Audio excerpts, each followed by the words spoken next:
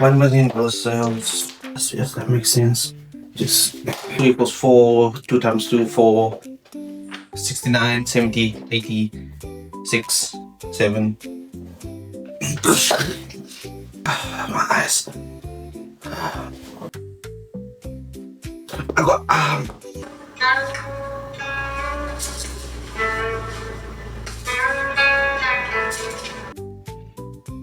Oh, hi. Didn't expect you to come here so soon. But I'm glad you're here because I figured out the whole thing. It's Matcha Latte.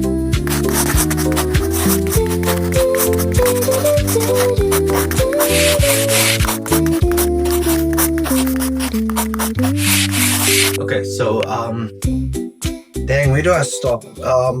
Do you have the marketing document? You done?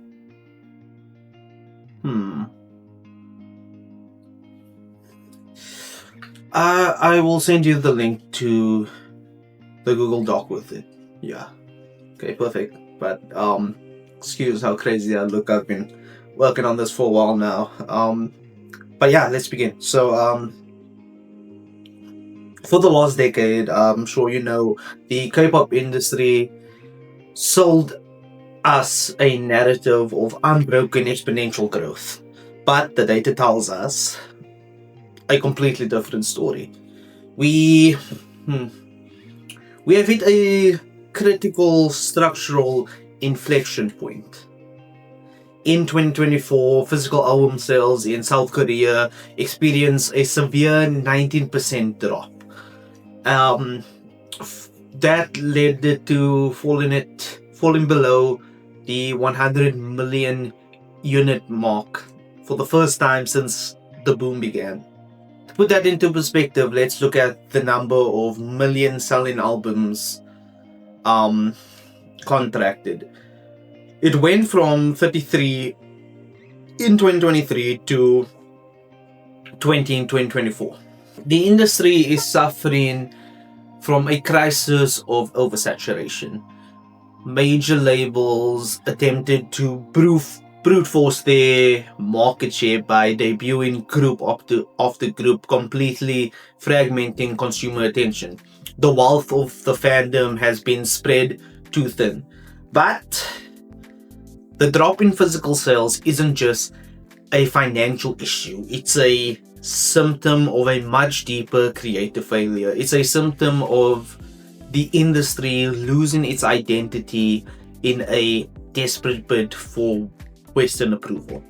To conquer the North American and European market, the major conglomerates fundamentally altered their production formulas. Historically, the genre thrived on chaos. It was a joyful, unpredictable, maximalist fusion of traditional elements, hip-hop, EDM, and complex song structures. But now, contemporary releases are increasingly outsourced to Western A&R networks, resulting in a linear, streamlined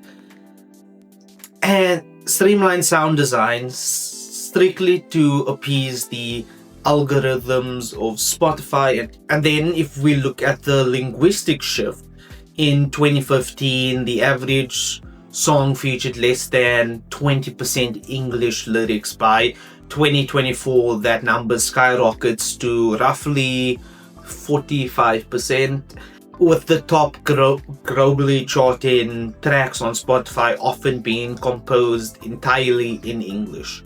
They are trying to beat the Western market industry at its own game by becoming indistinguishable from it.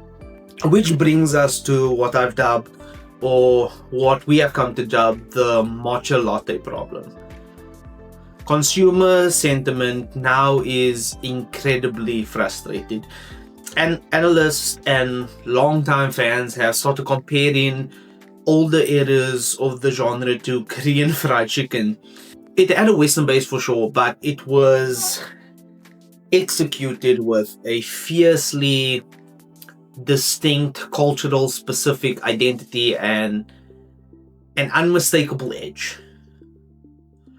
Modern releases, they are being heavily criticized as a matcha latte, a hyper commercialized, visually pleasing, but ultimately bland, performative, and stripped of the DNA that made the genre a glow powerhouse to begin with. Western audiences didn't gravitate towards this industry for watered down versions of their own pop stars. They came looking for the theatricality. They came for grand cinematic scale. They came for danger, high concept wardrobing, and unpredictable art. By discarding their maximalist identity, the current market leaders have actively thrown away their competitive advantage. They left a void, a massive abandoned space where high fantasy cinematic storyline used to live. And that is exactly where we are.